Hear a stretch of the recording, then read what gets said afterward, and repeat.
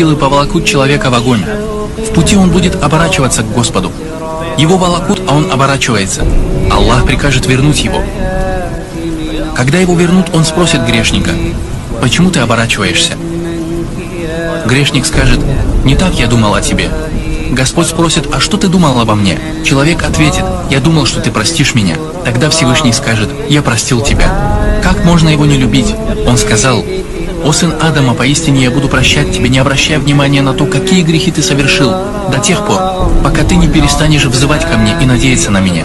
О сын Адама, если ты совершишь столько грехов, что достигнут они туч небесных, а потом попросишь у меня прощения, то я прощу тебя.